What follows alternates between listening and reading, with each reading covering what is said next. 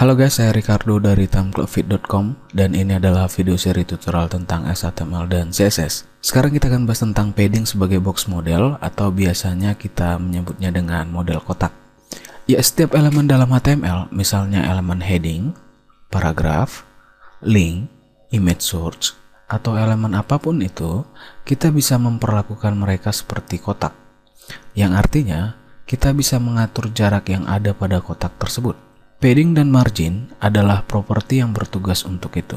Kita akan bahas satu persatu dan pada video ini guys, kita khusus membahas tentang padding.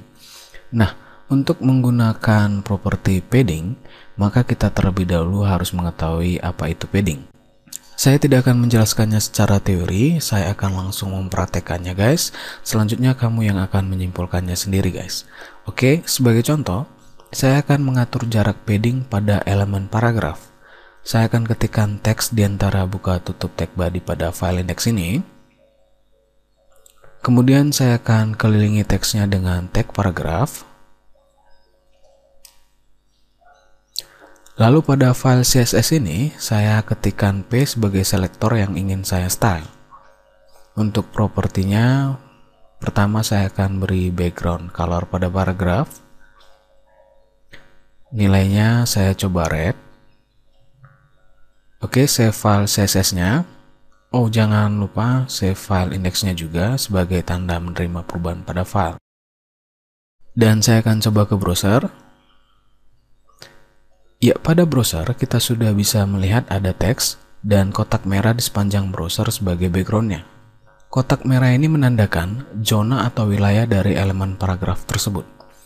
Apa yang terjadi bila kita tambahkan teks yang lebih panjang lagi pada paragrafnya? Ya, saya akan pastikan saja langsung teks yang sudah saya copy sebelumnya di file index ini guys. Lalu kita coba ke browser, save, refresh. Ya, seperti yang kita lihat, kotak merahnya bertambah besar sesuai dengan teksnya. Oleh karena itu, kita bisa beranggapan kotak merah ini adalah zona atau wilayah dari apa yang ada di dalamnya. Pada kasus ini, teks paragraf adalah isi atau konten dari kotak merah tersebut. Oke guys, kita lanjutkan. Pada file CSS ini, saya akan tambahkan properti padding pada selektor P-nya. Pertama, padding minus top titik 2 dan saya akan beri nilai 50 pixel misalnya. Jangan lupa kita akhiri dengan titik koma guys. Kedua, padding minus right titik 2 dan saya beri nilai yang sama 50 pixel. Ketiga, padding minus bottom titik 2 nilainya masih sama. Dan terakhir, padding minus left dan nilainya masih sama. Oke, kita sudah memberikan settingan pada properti padding. Sekarang kita akan lihat besaran pixel ini adalah jarak terhadap apa guys. Save file CSS-nya dan refresh halamannya.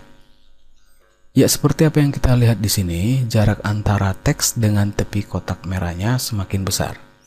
Di sini kita bisa lihat ada jarak yang tambah besar antara teks dengan tepi atas, teks dengan tepi kanan, teks dengan tepi bawah, dan teks dengan tepi kiri.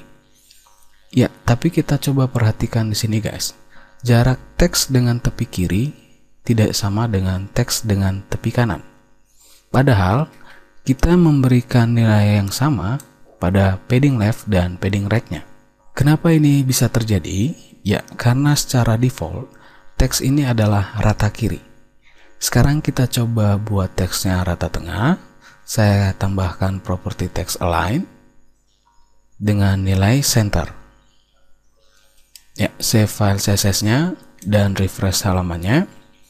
Ya, sekarang kita sudah bisa lihat jarak teks dengan tepi atas, kanan, bawah, dan kiri sudah sama. Ya, terakhir guys, ada beberapa penulisan sintaks padding yang berbeda di CSS. Penulisan sintaks padding yang kita buat ini adalah penulisan searah jarum jam, yang artinya kita memberikan nilai pada tiap masing-masing properti paddingnya, padding atas, kanan, bawah, dan kiri. Nah, jika kita memiliki ukuran yang sama pada tiap-tiap properti paddingnya seperti ini, kita bisa hanya ketikkan padding titik 2 20 pixel. Ya, tulisan seperti ini sudah mewakili nilai keempat properti padding tadi. Jadi kita tidak perlu repot mengetikkan properti paddingnya satu persatu guys. Tapi, jika kita menggunakan nilai yang berbeda pada tiap-tiap properti paddingnya, maka kita harus mengetikkannya satu persatu seperti apa yang kita lakukan sebelumnya guys.